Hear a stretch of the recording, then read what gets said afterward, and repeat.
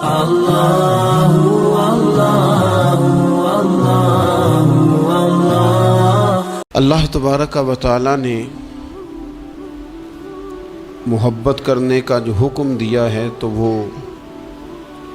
اپنی ذات کے ساتھ محبت کرنے کا حکم دیا ہے، اپنے محبوب علیہ السلام کے ساتھ محبت کرنے کا حکم دیا ہے۔ نبی پاک علیہ السلام کی ساری نسبتیں صحابہ، اہل بیت، حضور کی امت کے اولیاء، علماء، نبی پاک کی امت کے مساکین اور حضور علیہ السلام کی ساری امت، جتنے بھی راسخ العقیدہ مسلمان ہیں، ان سب کے ساتھ محبت کا حکم ہے۔ یہ ساری محبتیں اللہ رسول کی محبت ہی کی وجہ سے ہیں، رب رسول کے حکم ہی کے سبب سے ہیں کہ انسان ماں باپ سے محبت کرے، بہن بھائیوں سے محبت کرے، اہل خانہ سے محبت کرے، بیوی بچوں سے محبت کرے۔ یہ ساری محبتیں اس کے سینے میں موجود ہونی چاہیے، لیکن یہ ساری فروعات ہیں، اصل محبت اللہ رسول کی محبت۔ اب یہ دل ہی چونکہ سینے میں اللہ نے ایک بنایا ہے، تو دل ایک ہے تو محبت بھی ایک ہی رہے گی، رب رسول کی محبت۔ باقی جتنی محبتیں ہیں وہ اللہ رسول کی محبت کے تابع، لیکن کچھ محبتوں سے منع کیا ہے۔ ویسے اسلام دین محبت ہے، اسلام بات ہی محبت کی کرتا ہے، کچھ محبتوں سے روک دیا۔ ان میں سے ایک محبت ہے دنیا داری کی محبت، پیسے کی محبت، لالچ، ہرس، ہوس، طمع، اس سے منع کیا۔ یہ جڑ پکڑ جاتی ہے انسان کی طبیعت میں، روحانی زندگی کو ساری کو توڑ کے رکھ دیتی۔ خواہشات کا پیار، مال کا لالچ، یہ انسان کے باطن کے اندر حالات بڑے خراب کرتا ہے۔ قرآن مجید کی جو آیہ کریمہ کا میں نے حصہ تلاوت کیا تو اللہ کریم نے فرمایا المال والبنون زینت الحیات الدنیا، فرمایا یہ مال اور بیٹے دنیا کی زندگی کی رونق ہیں۔ المال والبنون زینت الحیات الدنیا، فرمایا یہ مال اور بیٹے یہ دنیا کی زندگی کی رونق اور زینت ہیں۔ والباقیات الصالحات، فرمایا باقی رہنے والی تو اچھی باتیں ہیں، اچھے اعمال ہیں۔ یہ مال تو جیتی دنیا کا جب تک انسان موجود ہے، مال ضرورت ہے، اور اسلام نے حکم دیا ہے کہ کسی کے آگے ہاتھ نہ پھیلائے جائیں، اپنی ضروریات کی کفالت کے لیے محنت کی جائے، جد و جہد کی جائے، لیکن مال کو کبھی بھی اس طرح نہ لیا جائے کہ صرف اور صرف طبیعت مائل ہی مال کی طرف ہو جائے۔ یعنی ہر وقت یہی سوچنا کہ میں امیر کیسے ہو سکتا ہوں، مشہور کیسے ہو سکتا ہوں، آگے کیسے بڑھ سکتا ہوں۔ اچھا، دنیا کا مزاج یہ ہے کہ دنیا کے آپ پیچھے بھاگیں تو آگے بھاگتی ہے، دیکھ لیں تجربہ کر کے۔ آپ پیچھے بھاگیں دنیا کے مال کے، یہ آگے بھاگے گا، اور اگر آپ نے رخ پھیرا ہے تو اللہ بڑا کریم ہے، پھر تو دنیا کا مال غلام ہو جاتا ہے۔ دنیا کمانی ہے، محنت کرنی ہے، لیکن دل میں دنیا نہیں بسانی۔ نبی پاک علیہ السلام نے ایک جملہ کہہ کے ہمیں اپنی باطنی تربیت کا، روحانی بلندی کا نسخہ عطا کیا ہے۔ حضور فرماتے ہیں دنیا کی محبت ہر بیماری کی، ہر برائی کی جڑ ہے۔ دنیا کی محبت ہر برائی کی جڑ ہے۔ آپ دیکھ لیں آج لوگ ڈاکہ زنی کس لیے کرتے ہیں؟ دنیا کی محبت میں، دولت کی محبت۔ لوگ اپنے کردار سے، اپنے وقار سے ہٹ کر جب بددیانتی کرتے ہیں، خیانت کرتے ہیں، تو کس لیے کرتے ہیں؟ دنیا کی محبت۔ حتیٰ کہ قتل، یعنی انسانی جان اور زندگی کو ہی ختم کر دیا، کس لیے؟ اسے جائیداد چاہیے تھی، مال چاہیے تھا۔ دنیا کی محبت اندھا کر دیتی ہے، ہر بیماری کی جڑ ہے۔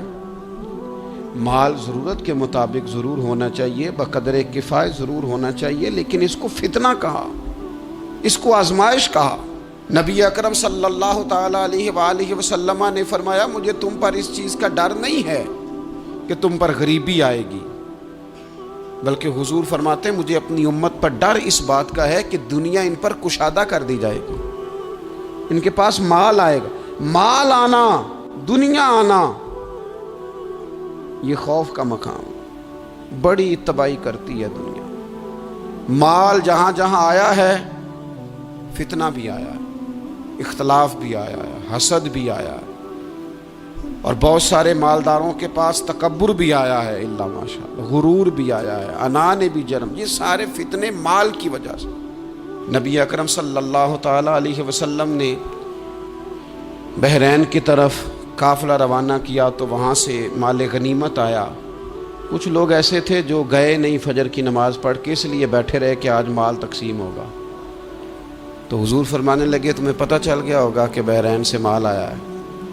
حضور ہمیں پتہ چل گیا تھا۔ تو محبوب فرمانے لگے تمہیں ایک بات بتاؤں، ہر امت کے لیے کوئی آزمائش، کوئی فتنہ ہوتا ہے، میری امت کا فتنہ مال ہے۔ میں بڑی مشکل بات کر رہا ہوں آپ سے، اس کو آپ نے آسان نہیں سمجھنا، یہ بڑی مشکل بات کر رہا ہوں۔ پیسوں کی محبت نہ ہو دل میں، پیسوں کی محبت نکال دیں۔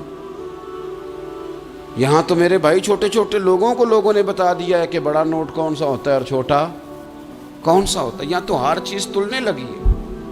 یہاں تو جس کی نظر اللہ ماشاءاللہ کمزور ہے نا، نوٹوں کی پہچان اسے بھی ہے، لوگ ٹٹول کے دیکھ لیتے ہیں کہ کون سے والا ہے۔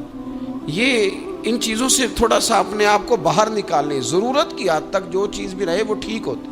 تو مال آزمائش ہے، یہ حضور علیہ الصلوۃ والسلام نے فرمایا۔ ذرا حدیث کا عنوان دیکھیے اور انداز دیکھیے حضور کی گفتگو کا۔ نبی پاک علیہ الصلوۃ والسلام فرمانے لگے، دو بھوکے بھیڑیے، خالی بھیڑیا بھی خطرناک ہوتا ہے اور الٹا بھوکا بھی ہو۔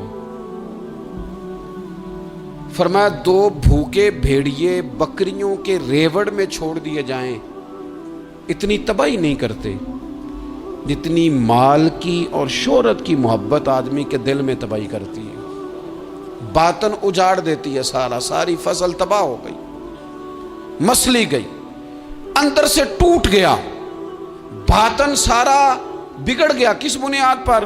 شہرت چاہیے، کسی طریقے مشہور ہو جاؤں، کسی طریقے مال آ جائے، یہ دو چیزیں لے گئی انسانوں۔ اللہ کی بارگاہ سے اگر قبولیت نصیب ہو جائے نا تو پھر کئی دفعہ مقبولیت بھی نصیب ہو جاتی ہے، لیکن اگر قبولیت ہی نہیں ہے تو مقبولیت کیسے ہوگی؟ تو جو اصل کرنے کا کام تھا وہ لوگ نہیں کرتے۔ تو دنیا کی محبت کا غلبہ نہیں کبھی بھی ہونے دینا۔ مال، حضرت مجدد الفسانی رحمۃ اللہ علیہ فرمایا کرتے تھے کہ کشتی دریا میں رہے تو تیرتی ہے، کشتی پانی میں رہے تو تیرتی ہے، لیکن پانی اگر کبھی کشتی میں آ جائے نا پھر وہ ڈوب جاتی ہے۔ فرماتے تھے بندہ دنیا کے اندر رہے تو گزارا ہو جاتا ہے، لیکن اگر کبھی دنیا دل میں آ جائے نا لے ڈوبتی ہے۔ مال کی محبت نہ پیدا کریں۔ اور یارو،